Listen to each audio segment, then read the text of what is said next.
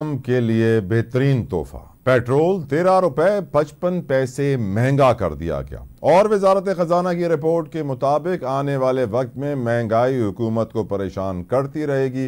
हुकूमती अखराजात का जिस रफ्तार से इजाफा हो रहा है वो भी बहुत बड़ा चैलेंज होगा गवर्नमेंट के लिए। डिस्कशन करेंगे। डॉक्टर खाकान नजीब मेरे साथ इस वक्त मौजूद हैं। Doctor thank you so very much for your time.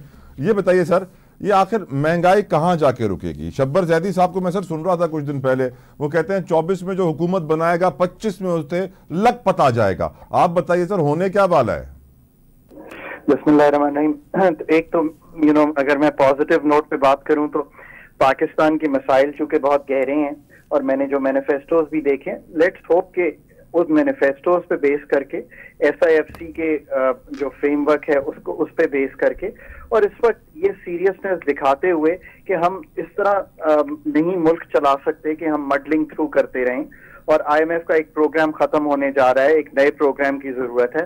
So challenges बहुत बड़े हैं, इसलिए आई थिंक थोड़े से लोग घबराहट में चले गए। अब बात यह है कि जितने बड़े चैलेंजेस हों ताला साहब, उतना ही बड़ा रिस्पॉन्स देना चाहिए। ये तो कतई तौर पे हम नहीं कर सकते कि हम रिस्पॉन्स बहुत वीक दें इस वक्त, अगला बजट ना अच्छा बनाएं, एनर्जी सेक्टर को ना हैंडल करें और इन्फ्लेशन के जो जुजियात हैं, जो हमारी पैदावारी सलाहियत है, एनर्जी के पास थ्रूज आ रहे हैं, मतलब 28% एवरेज इन्फ्लेशन इस साल चल रही है, पिछले साल ये 24% के करीब थी।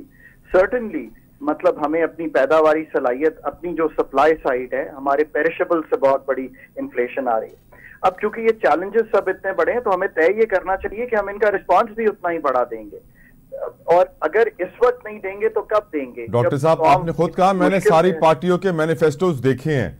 किसी के मैनिफेस्टो से आपको ऐसा लग रहा है कि वो इस चैलेंज को समझे हैं गहराई से कि मसला है कितना बड़ा? ताला साहब, ये बात आपकी ठीक है, जो वर्ड आपने गहराई का यूज किया, सतही तौर पे सब पार्टीज ने ये गुफ्तगू एनर्जी पे भी हमारे बजट पे भी, ये सब चीजों पे, नई नौकरियां क्रिएट करने पे, नए घर देने पे, इन सब पे की है। फ्री बिजली, जुजियात और जो डेप्थ रिक्वायर्ड है इस वक्त सर्जरी की, वो तो ऑब्वियसली इस वक्त कोई ऐसा प्रिपेयर्ड एजेंडा नहीं है। बट मैं समझता हूं कि with the help of establishment, SIFC, political parties all put together and जितनी इस वक्त गिरावट है चीजों की, आप ये देखिए कि अगर हम कुछ महीने पहले चले जाएं तो हम डिफॉल्ट की गुफ्तगू कर रहे थे।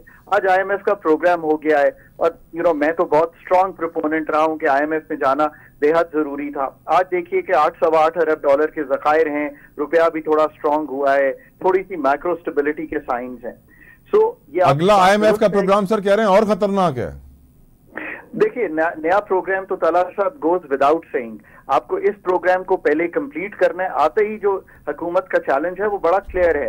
वजीर खजाना, वजीर तवानाई, इन सब ने मिल बैठकर ये इंश्योर करना है कि they have a proper team of smart experts जो IMF के इस प्रोग्राम को क्लोज करें, जो एक स्टैंड बाय अरेंजमेंट है, और नए प्रोग्राम का इजरा करें। कोई बीच में गैप नहीं आना चाहिए और जिस तरह कहते हैं ना, we must glide into a new programme, it should not be a bumpy ride into a new programme. ये बात मैं इसलिए कह रहा हूं कि पाकिस्तान मुतहम्मिल हो नहीं सकता इस वक्त किसी किस्म की मैक्रो इंस्टेबिलिटी का।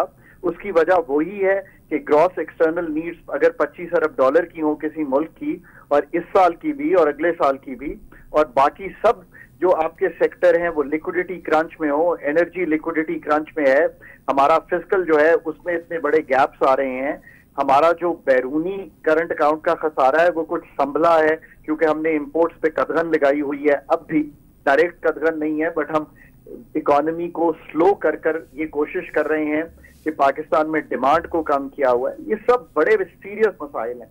मेरी उम्मीद यह है कि इससे ज्यादा सीरियसनेस नहीं दिखानी, कोई वक्त नहीं आया जब हमने दिखानी हो। अगर ये वाकई बात मान ली जाए कि इतनी सीरियसनेस की जरूरत है तो फिर तो मैं समझता हूं कि इन सब लोगों को जिनका मैं जिक्र कर रहा हूं, उनको they have to come together and use people who have a sense of these things. Doctor Khaqan, देखिए सर, आप पाकिस्तानी हैं, अपने दिल पे हाथ रख के बताइए, क्या आपको लगता है, आप इन सियासी जमातों को पूरी जिंदगी आप देखते रहे हैं, मालूम है आपको क्या हमारी पॉलिटिकल हिस्ट्री है सर, आपको लगता है सर कि ये they will come sit together और वो इलेक्शन के रिजल्ट्स पे एहतजाज धरना नहीं होगा, लड़ाई झगड़ा नहीं होगा और सब बोलेंगे मईशत की खातिर आओ बैठो, या तो फिर कोई डंडा हो सर अच्छा वाला?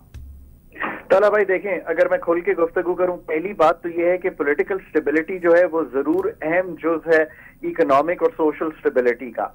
अब एक कोलिशन गवर्नमेंट बनती दिखाई दे रही है, तो लेट्स होप कि major political parties are in the government so that इतनी डिसरप्शन ना हो।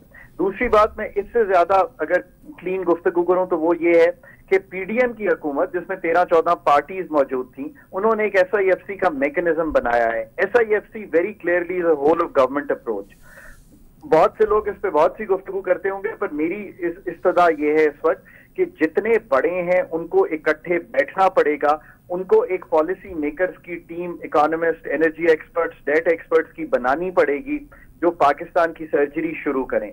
अगर कलीदी काम नहीं करेंगे तो फिर बात नहीं बनेगी। अगर नहीं करेंगे ये सब गुफ्तगू, हम तो अभी भी उम्मीद लिए हुए हैं कि ये सब कुछ होगा, और मैं जितना मेरा इंटरेक्शन इस वक्त है, मैं तो बहुत पुश कर रहा हूं इस चीज को कि let's do this, we will feel better after 5 years. Not only the political parties, the people of Pakistan will feel better. और ये मैं समझता हूं कि एस्टैब्लिशमेंट इज सीरियस, एस्टैब्लिशमेंट जरूर इनको साथ लेके चलेगी और ये काम जो है होंगे। उसके बगैर मटलिंग थ्रू के ऑप्शन से, जिस मुल्क में इस वक्त 40% लोग सतह गुर्बत से नीचे रहते हों, 40